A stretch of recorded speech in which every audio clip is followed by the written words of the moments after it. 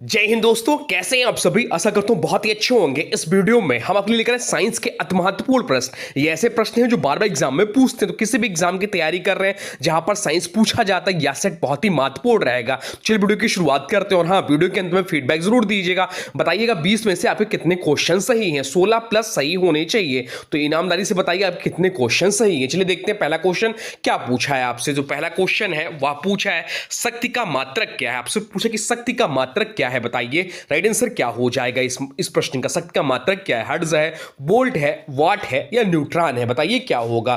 तो right answer जो हो जाएगा वो हो जाएगा ऑप्शन सी, वाट है। ऑप्शन सी इस प्रश्न का राइट आंसर हो जाएगा।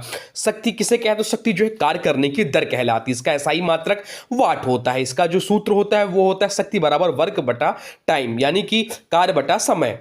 अन्य विकल्पों की बात करें तो अभी जान लीजिए। हर्ट्ज क्या है, तो हर्ट्ज जो है आवृत्ति का मात्रक है। बोल्ट की बात करें तो बोल्ट जो है विभवांतर का मात्रक है। और न्यूट्रॉन जो है या एक कण है, कोई मात्रक नहीं है, यह भी ध्यान रखिएगा। अब चलते हैं अगले प्रश्न की ओर, देखते हैं अगला प्रश्न क्या पूछा है आपसे। अगला प्रश्न जो पूछा है वह पूछा निम्नलिखित में से कौन सा मानव रोग बैक्टीरिया के कारण होता है। आपसे पूछा कि निम्नलिखित में से कौन सा मानव रोग बैक्टीरिया के कारण होता है, बताइए राइट आंसर क्या हो जाएगा। राइट आंसर कमेंट बॉक्स में लिख दीजिए, बताइए इस प्रश्न का राइट आंसर क्या हो जाएगा। राइट आंसर हो जाएगा ऑप्शन ए टाइफाइड। टाइफाइड जो है या मानव रोग बैक्टीरिया के कारण होता है। या रोग टाइफाइड एक बैक्टीरियल रोग है जिसे साल्मोनेला टाइफी बैक्टीरिया पैदा करता है। यह रोग मुख्यतः दूषित पानी और भोजन के माध्यम से फैलता है। इसमें तेज बुखार, कमजोरी, सिर दर्द और पेट दर्द जैसे लक्षण दिखाई देते हैं। इसका इलाज एंटीबायोटिक्स से किया जाता है क्योंकि यह वायरस नहीं बल्कि बैक्टीरिया से होता है।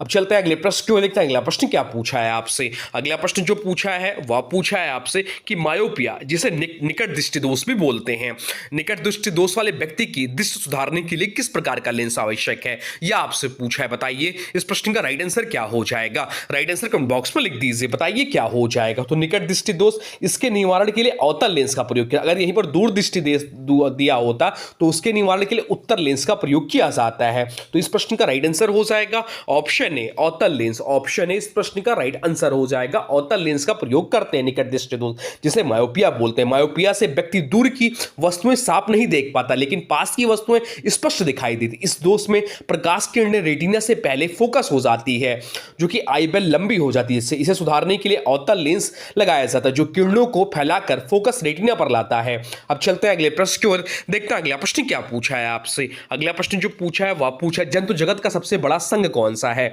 आपसे पूछा है कि जंतु जगत का सबसे बड़ा संघ कौन सा है, बताइए राइट आंसर क्या हो जाएगा। इस प्रश्न का राइट आंसर कमेंट बॉक्स में लिख दीजिए। तो राइट आंसर जो हो जाएगा इस प्रश्न का वो हो जाएगा ऑप्शन सी आर्थ्रोपोडा। आर्थ्रोपोडा इस प्रश्न का राइट आंसर हो जाएगा।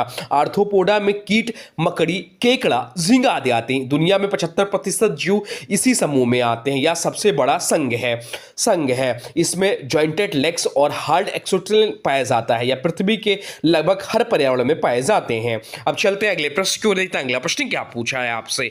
अगला प्रश्न जो पूछा है वह पूछा है सूर्य के प्रकाश में कौन सी किरण सबसे अधिक ऊर्जा वाली होती है। आपसे पूछा है कि सूर्य के प्रकाश में कौन सी किरण सबसे अधिक ऊर्जा वाली होती है, बताइए इस प्रश्न का राइट आंसर क्या हो जाएगा। राइट आंसर हो जाएगा ऑप्शन सी पराबैंगनी। ऑप्शन सी इस प्रश्न का राइट आंसर हो जाएगा पराबैंगनी किरणें। पराबैंगनी किरणों की तरंग दैर्घ्य सबसे कम होती है। तरंग दैर्घ्य जितनी कम, ऊर्जा उतनी अधिक होती है, इसलिए यूवी किरणों की ऊर्जा सबसे ज्यादा होती है। सूर्य से आने वाली यूवी किरणों का अधिक हिस्सा ओजोन परत सोख लेता है। अधिक यूवी किरणें त्वचा पर पूर्वा प्रभाव डाल सकती हैं, जैसे कि सनबर्न, त्वचा रोग। अब चलते हैं अगले प्रश्न की ओर, देखते हैं अगला प्रश्न क्या पूछा है आपसे। अगला प्रश्न जो पूछा है वह पूछा है सबसे छोटी जीवित कोशिका कौन सी है। आपसे पूछा है कि सबसे छोटी जीवित कोशिका कौन सी है, बताइए राइट आंसर क्या हो जाएगा।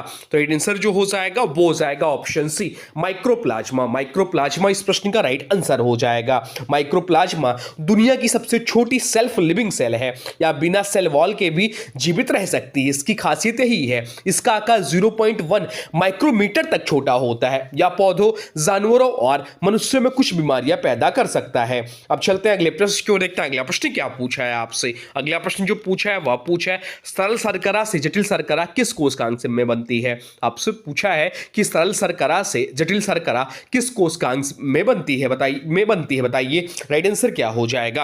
राइट आंसर हो जाएगा ऑप्शन डी ग्लॉजिकाय। ऑप्शन डी इस प्रश्न का राइट आंसर हो जाएगा ग्लॉजिकाय। ग्लॉजिकाय कोशिका में शर्करा, प्रोटीन और वसा को संशोधित, पैक और परिवहन करने का काम करता है। सरल शर्करा को जोड़कर जटिल शर्करा बनाने का कार्य भी इसी में होता है। या कोशिका का पैकेजिंग या एवं स्त्राव केंद्र कहलाता है। इसमें कई एंजाइम होते हैं जो शर्करा को जोड़कर ग्लाइकोप्रोटीन और ग्लाइकोलिपिड में बनाते हैं।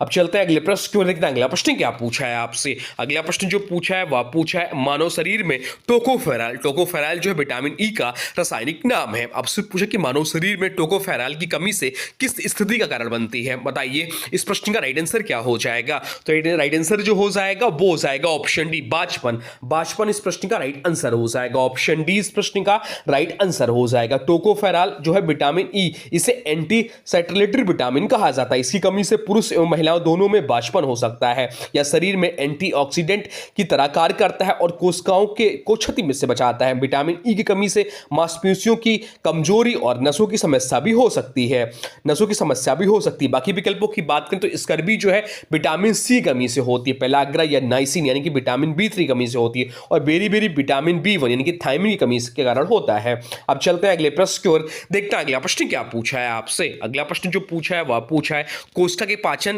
तंत्र कहलाते हैं। आपसे पूछे कि कोशिका के पाचन तंत्र यानी कि डाइजेस्टिव बैक्स कहलाते हैं, बताइए क्या कहलाते हैं, बताइए इसका राइट आंसर क्या हो जाएगा? राइट आंसर जो हो जाएगा वो हो जाएगा ऑप्शन है लाइसोसोम। लाइसोसोम इस प्रश्न का राइट आंसर हो जाएगा। लाइसोसोम को डाइजेस्टिव बैक्स कहा जाता है क्योंकि इनमें पाचक एंजाइम भरे होते हैं। ये कोशिका के अनचाहे पुराने या क्षतिग्रस्त अंगों को तोड़कर नष्ट करते हैं। लाइसोसोम में उपस्थित एंजाइम हाइड्रोलाइट्रिक एंजाइम्स अपघटन कार्य करते हैं या कोशिका की आंतरिक सफाई प्रणाली चलाते हैं। अब चलते हैं अगले प्रश्न की ओर, देखते हैं अगला प्रश्न क्या पूछा है आपसे। अगला प्रश्न जो पूछा है वह पूछा है अंकुरण के समय बीज का कौन सा भाग जड़ का निर्माण करता है। आपसे पूछा है कि अंकुरण के समय बीज का कौन सा भाग जड़ का निर्माण करता है, बताइए इस प्रश्न का राइट आंसर क्या हो जाएगा? तो राइट आंसर जो हो जाएगा वो हो जाएगा ऑप्शन ए मूलांकर कहलाता है। ऑप्शन ए इस प्रश्न का राइट आंसर हो जाएगा मूलांकर कहलाता है। अंकुरण के समय बीज से सबसे पहले मूलांकुर निकलता है। मूलांकुर नीचे की ओर बढ़कर प्राथमिक जड़ बनाता है या पौधों को मिट्टी में सहारा देता है और जल खनिजों का अवशोषण शुरू करता है। अंकुरण का दूसरा भाग दलपुंज आगे चलकर तना और पत्तियां बनाता है, जड़ नहीं। दलपुंज की बात करें तो पौधों का तना और पत्तियों का भाग होता है, बीज पत्र या भोजन संचित करता है, जड़ नहीं बनाता। और प्रांकुर की बात करें तो यह तना और पत्तियां बनाता है, जड़ नहीं। अब चलते हैं अगले प्रश्न की ओर, देखते हैं अगला प्रश्न क्या पूछा है आपसे। अगला प्रश्न जो पूछा है वह पूछा इताई रोग किसके कारण होता है। आपसे पूछा है कि इताई रोग किसके कारण होता है, बताइए इस प्रश्न का राइट आंसर क्या हो जाएगा? इंपॉर्टेंट प्रश्न है आपके आने वाले शिफ्टों में, तो बताइए इसका राइट आंसर क्या हो जाएगा? राइट आंसर हो जाएगा ऑप्शन बी कैडमियम। कैडमियम इस प्रश्न का राइट आंसर हो जाएगा। इताई रोग जापान में पाया जाने वाला एक प्रसिद्ध भारी धातु प्रदूषण जनित रोग है। यह कैडमियम से दूषित पानी भोजन के सेवन से होता है। इसमें हड्डियों में तीव्र दर्द, कमजोरी और हड्डियों का नरम होना देखा जाता है। कैडमियम किडनी को भी गंभीर नुकसान पहुंचाता है। पारा की कमी से किससे जो होता है वह मिनी माता डिसीज होता है, इसे इताई नहीं। अब चलते हैं अगले प्रश्न की ओर, देखते हैं अगला प्रश्न क्या पूछा है आपसे। अगला प्रश्न जो पूछा है वह पूछा है प्रोटीन की कमी से होने वाला रोग है। आपसे पूछा है कि प्रोटीन की कमी से होने वाला रोग कौन सा है, बताइए इस प्रश्न का राइट आंसर क्या हो जाएगा? राइट आंसर हो जाएगा वो हो जाएगा ऑप्शन सी। ऑप्शन सी इस प्रश्न का राइट आंसर हो जाएगा। क्वाशियोरकर इस प्रश्न का राइट आंसर हो जाएगा। क्वाशियोरकर एक प्रोटीन कमी जनित रोग है जो विशेषकर छोटे बच्चों में पाया जाता है। इसमें शरीर में पर्याप्त प्रोटीन न मिलने के कारण सूजन, त्वचा में परिवर्तन और बालों का झड़ना होता है। पेट फूल जाना और मांसपेशियों का क्षय प्रमुख लक्षण है। कुपोषण का एक गंभीर रूप है, जबकि दूसरे रूप को मेरिज्म कहा जाता है। अब चलते हैं अगले प्रश्न की ओर, देखते हैं अगला प्रश्न क्या पूछा है आपसे। अगला प्रश्न जो पूछा है वह पूछा निम्नलिखित में से कौन सी मूल भौतिक राशि है। आपसे पूछा कि निम्नलिखित में से कौन सी मूल भौतिक राशि है, बताइए राइट आंसर क्या हो जाएगा? राइट आंसर कमेंट बॉक्स में लिख दीजिए। तो राइट आंसर जो हो जाएगा वो हो जाएगा ऑप्शन सी विद्युत धारा। विद्युत धारा इस प्रश्न का राइट आंसर हो जाएगा। ऑप्शन सी इस प्रश्न का राइट आंसर हो जाएगा। मूल भौतिक राशियां वह होती हैं जिन्हें किन्हीं अन्य राशि से व्युत्पन्न नहीं किया जा सकता। एसआई प्रणाली में 7 मूल राशियां कौन कौन सी? तो लंबाई, द्रव्यमान, समय, विद्युत धारा, तापमान, पदार्थ की मात्रा, द्युतिता, तीव्रता। विद्युत धारा इलेक्ट्रिकल करंट जो है इन्हीं में से एक, जिसकी एसआई इकाई एम्पियर है। अब चलते हैं अगले प्रश्न की ओर, देखते हैं अगला प्रश्न क्या पूछा है आपसे। अगला प्रश्न जो पूछा है वह पूछा है कौन सा कोशिकांग एटीपी के उत्पादन से संबंधित है। आपसे पूछा है कि कौन सा कोशिकांग एटीपी के उत्पादन से संबंधित है, बताइए राइट आंसर क्या हो जाएगा। राइट आंसर हो जाएगा ऑप्शन बी माइटोकॉन्ड्रिया। इस प्रश्न का राइट आंसर हो जाएगा ऑप्शन बी, इस प्रश्न का राइट आंसर हो जाएगा। माइटोकॉन्ड्रिया को कोशिका का पावर हाउस कहा जाता है। इसमें एटीपी यानी कि एडोसिन ट्राइफॉस्फेट का निर्माण होता है जो शरीर की ऊर्जा मुद्रा है। माइटोकॉन्ड्रिया में ऑक्सीडेटिव फास्फोरिलेशन प्रक्रिया के द्वारा ऊर्जा उत्पन्न होती है। डबल मेम्ब्रेन वाला कोशिकांग है और स्वयं का डीएनए भी रखता है।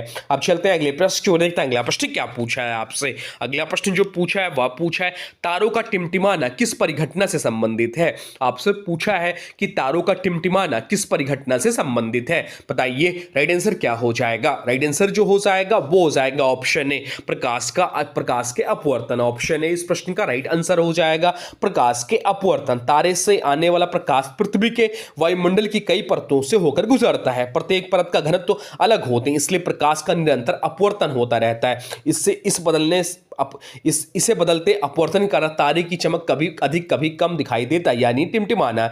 या ग्रह टिमटिमाते नहीं क्योंकि अब वह तारों की तुलना में पृथ्वी के अधिक पास होते हैं और बड़ा प्रत्यक्ष आकार रखते हैं। अब चलते हैं अगले प्रश्न की ओर, देखते हैं अगला प्रश्न क्या पूछा है आपसे। अगला प्रश्न जो पूछा है वह पूछा है सूर्य के प्रकाश में प्रकाश संश्लेषण की क्रिया के दौरान निम्नलिखित में से कौन सा रंग अधिकतम प्रभावी होता है, बताइए राइट आंसर क्या हो जाएगा। राइट आंसर हो जाएगा ऑप्शन सी लाल। इस प्रश्न का राइट आंसर हो जाएगा ऑप्शन सी, इस प्रश्न का राइट आंसर हो जाएगा। प्रकाश संश्लेषण में सबसे अधिक अवशोषित होने वाला रंग लाल प्रकाश होता है। यह हरा रंग पत्तियों द्वारा प्रतिबिंब कर दिया जाता है, इसी कारण हरा प्रकाश संश्लेषण में सबसे कम प्रभावी होता है। अब चलते हैं अगले प्रश्न की ओर, देखते हैं अगला प्रश्न क्या पूछा है आपसे। अगला प्रश्न जो पूछा है वह पूछा है निम्नलिखित में से किस में होमोडोंट दांत पाए जाते हैं। आपसे पूछा है कि निम्नलिखित में से किस में होमोडोंट दांत पाए जाते हैं, बताइए राइट आंसर क्या हो जाएगा। राइट आंसर जो हो जाएगा वो हो जाएगा ऑप्शन ए मछली। इस प्रश्न का राइट आंसर हो जाएगा।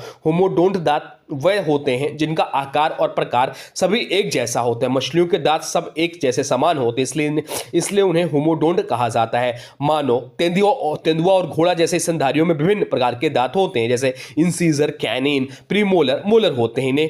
इन्हें जो हेट्रोडोंट कहा जाता है, इसलिए होमोडोंट दांत का सर्वोत्तम उदाहरण फिश है। अब चलते हैं अगले प्रश्न की ओर, देखते हैं अगला प्रश्न क्या पूछा है आपसे। अगला प्रश्न जो पूछा है वह पूछा है अलैंगिक प्रजनन के संदर्भ में गलत युग्म का चयन कीजिए। आपसे पूछा कि अलैंगिक प्रजनन के संदर्भ में गलत युग्म का चयन कीजिए, बताइए राइट आंसर क्या हो जाएगा। तो राइट आंसर हो जाएगा ऑप्शन डी हाइड्रा। जो बहुखंडन दिया है यह गलत विकल्प है। हाइड्रा में अलैंगिक प्रजनन मुकुलन द्वारा होता है, ना कि बहुखंडन द्वारा। बहुखंडन प्लाज्मोडियम यानी कि मलेरिया परजीवी जैसे प्रोटोजोआ में मिलता है। लेस्मोनिया में द्विखंडन सही युग्म है। खामीर में कली मन्ना प्रसिद्ध अलैंगिक प्रजनन है। अब चलते हैं अगले प्रश्न की ओर, देखते हैं अगला प्रश्न क्या पूछा है आपसे। अगला प्रश्न जो पूछा है वह पूछा है बल्ब का फिलामेंट किस धातु का बना होता है। आपसे पूछा है कि बल्ब का जो फिलामेंट होता है वह किस धातु का बना होता है, बताइए राइट आंसर क्या हो जाएगा। राइट आंसर हो जाएगा ऑप्शन सी टंगस्टन। इस प्रश्न का राइट आंसर हो जाएगा ऑप्शन सी, इस प्रश्न का राइट आंसर हो जाएगा। टंगस्टन का गलनांक बहुत ज्यादा होता है, लगभग 3422 डिग्री सेल्सियस, इसलिए गर्म होकर पिघलता नहीं। बल्ब जलने पर फिलामेंट में बहुत हीट बनती है जिससे वह सहन कर लेता है। यह धातु तेज चमक पैदा करती है, इसलिए इसे फिलामेंट के रूप में चुना जाता है। अब चलते हैं अगले प्रश्न की ओर, देखते हैं अगला प्रश्न क्या पूछा है आपसे। अगला प्रश्न जो पूछा है वह पूछा है सनसाइन विटामिन किसे कहा जाता है। आपसे पूछा है कि सनसाइन विटामिन किसे कहा जाता है, बताइए राइट आंसर क्या हो जाएगा। तो राइट आंसर जो हो जाएगा वो हो जाएगा ऑप्शन सी विटामिन डी। इस प्रश्न का राइट आंसर हो जाएगा। शरीर में विटामिन डी का निर्माण सूर्य की यूवी किरणों से होता है। यह हड्डियों को मजबूत करने और कैल्शियम अवशोषण में मदद करता है। विटामिन डी की कमी से रिकेटस बच्चों में और ऑस्टियोमलेशिया बड़ों में होता है। सूर्य की रोशनी प्लस दूध और अंडा इसके अच्छे स्रोत हैं। तो ये है आपके टॉप 20 साइंस क्वेश्चन जो बहुत ज्यादा महत्वपूर्ण है। ये सभी क्वेश्चंस आपके रटे होने चाहिए, आपके आने वाले एग्जाम के दिनों में बहुत ही महत्वपूर्ण रहेंगे। तो ये थे आज के वीडियो। अब आज के वीडियो से प्रश्न है, इसका राइट आंसर आप लोग को बताना है। आज के वीडियो से प्रश्न है जंतु जगत का सबसे बड़ा संघ कौन सा है। आपसे पूछा गया है कि जंतु जगत का सबसे बड़ा संघ कौन सा है। इसका जो भी राइट आंसर होगा कमेंट बॉक्स में जरूर बताइए। और वीडियो कैसा लगा इसके बारे में जरूर बताइएगा। और हाँ देखिए, अभी तक आपने वीडियो को लाइक नहीं किया है तो प्लीज वीडियो को लाइक कर दीजिए और चैनल पे नया चैनल को सब्सक्राइब भी कर लीजिए। तो चलिए मिलते हैं एक नए वीडियो में, तब तक के लिए thanks for watching railway exam target. For more update please subscribe railway exam target channel को। बताइए आपके कितने क्वेश्चंस 20 में से सही हैं, या भी जरूर बताइएगा।